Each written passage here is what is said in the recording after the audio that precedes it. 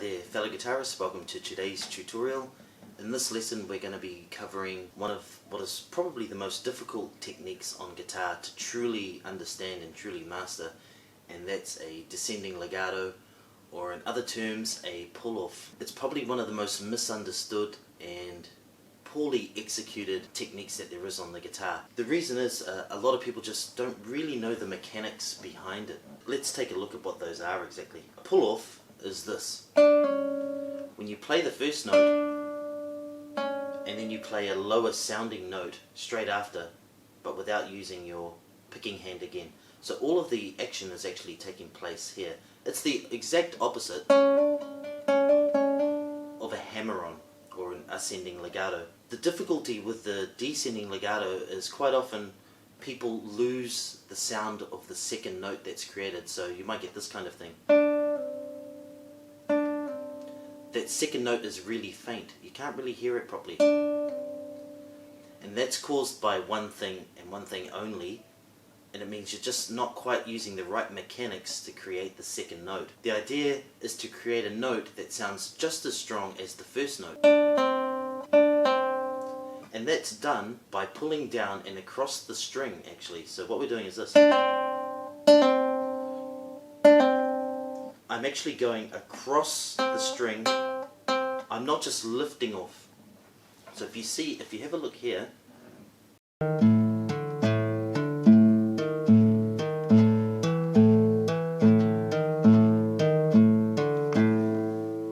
I get a very powerful sounding second note. So remember that you're kind of bouncing off the string underneath. Obviously if you're doing a pull off on the first string, you don't have a string to bounce off, so to speak.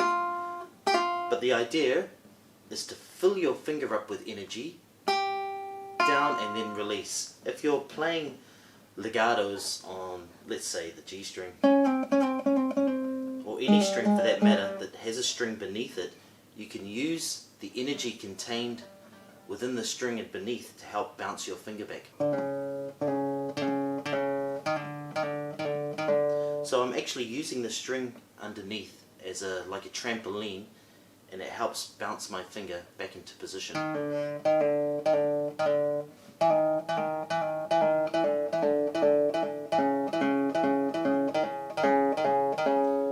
That's doing a good pull-off. If I just did what I said before, which is just lifting off, you're going to hear every second note is really weak.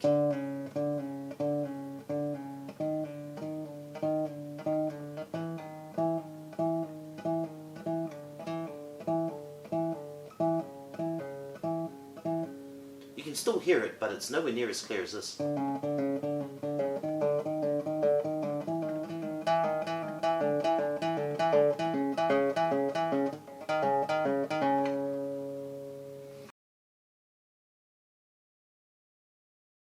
So let's look at some exercises that you can practice to develop your descending legato or pull-off technique. What I'm going to do, I'm just going to choose any random fret anywhere, it doesn't matter. I usually go for the 5th fret. And if you check out my ascending legatos, you're going to find out that this exercise is the same exercise but just done in reverse. So we're going to start with the first 2 fingers and we're going to do pull off from 6 to 5 like this. So I'm filling up my fingers with energy. Then I release. Remember, I'm pulling down and across that string. 3 and 2. From 7 to 6, then from 8 to 7, and then I'm going to go to these 2 fingers and pull off from 8 to 6, so I'm using 4 and 2 here, then I'm going from 8 to 5 using 4 and 1, and then finally finishing with 7 to 5 using 3 and 1. As I mentioned in the ascending legatos tutorial that I did, try to keep an eye on all of your fingers at all of the time and understand what each of them are doing, even if you're not using them. For example, when I'm doing these 2 fingers, even though I'm concentrating on these 2 because they're the ones creating the notes, I still have an awareness of where these 2 fingers are. The reason is I don't want them to sort of be, you know, flailing around out here somewhere while I'm doing this. Like, this is what you might commonly see, this sort of thing. You know, these fingers are right out here. Now, don't get me wrong, some of my favorite guitar players, and they've got amazing technique, you know, and their fingers sort of end up wildly out here. I don't know how they do it. They get their fingers back so quickly and they're so accurate. And yeah, it just sort of blows my mind actually how they're able to do that. I struggle to have a good technique, and you know, theoretically speaking, my technique should be better because I keep my fingers pretty close to the strings. I don't have to travel as far. My accuracy should be increased. Speed isn't actually increased, but I could be relatively quicker because my fingers don't have to travel as far as theirs do. If you think about it, if your fingers, say 3 centimeters away from the fretboard, and your fingers are traveling at, let's say, 100 kilometers an hour, or, you know, if you're into imperial, 60 miles an hour, and you've got to travel 3 centimeters, and I can travel at the same speed as you, but I only have to go 1 centimeter, I'm going to be quite a lot quicker than you are. But some of these people out there, like I said, their fingers are, you know, what I would say is kind of poor technique. Their fingers are right out there, but they seem to be able to get their fingers back faster than I can and more accurately most of the time. I don't know how they do it, but anyway, for you out there, it is something important to have a think about. If you can, just try to be aware of where your fingers are, and generally in classical guitar technique, you're always trying to keep your fingers quite close to the strings. And even if you're playing electric guitar or acoustic guitar, something to be aware of, can you keep your fingers a bit closer to the strings?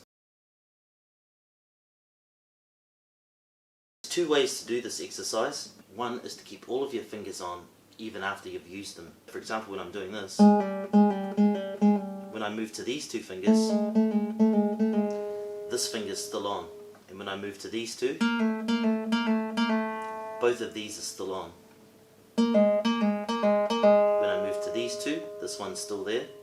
And obviously for these last 2 buttons, it doesn't matter. The reason for that is, with a lot of classical guitar and acoustic guitar, you often have to keep some other notes sustained while you're doing something quite complicated with your other fingers. In my tutorial for Grand Valse by Francisco Tárrega, there's this section here.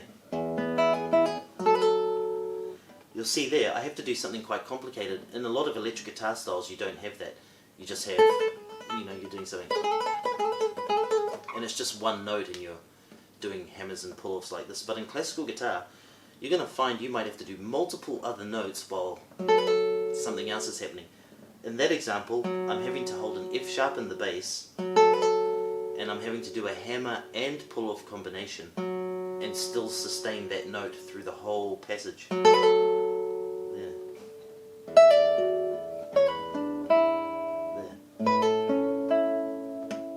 That's why you should practice it with your fingers staying on.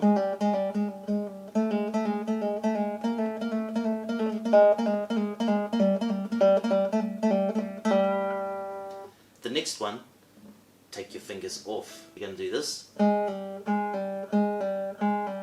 then, instead of keeping this finger on when you move to these 2, let it come off. And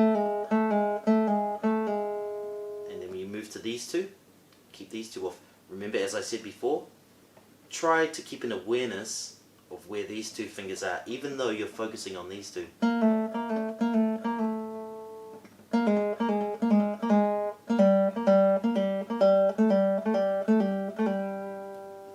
Okay, now, how can you extend this exercise and make it last a bit longer? One of the obvious ideas is to just travel across the strings. So you could do something like this.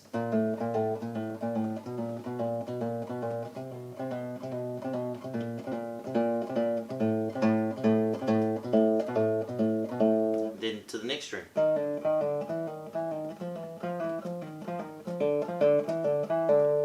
Then. However you wish. You could go all the way that way and then all the way back. If you're a real glutton for punishment, you could do that.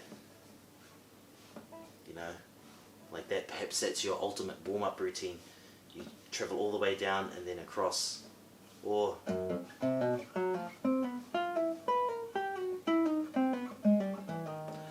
I happen to really like that one because it teaches me helps me with some lateral movement. As you know, on the guitar, you're very seldom in one spot, you have to position shift all the time, so this one can be quite good.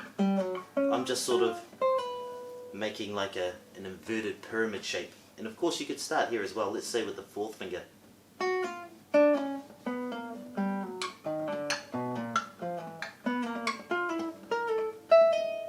That kind of thing. And that teaches you to relax in between and how to keep your thumb moving along nicely. Just as a little aside, another technical tip, try not to let your thumb get left behind like this. So as you're moving, your thumb should be moving parallel motion with your fingers, like that. The main tips to think about when you're doing a descending legato or a pull-off is to make sure that your second note sounds just as strong as the first one did. That's like the main thing to remember. Use your ears to train yourself, to teach you. Like, you could close your eyes and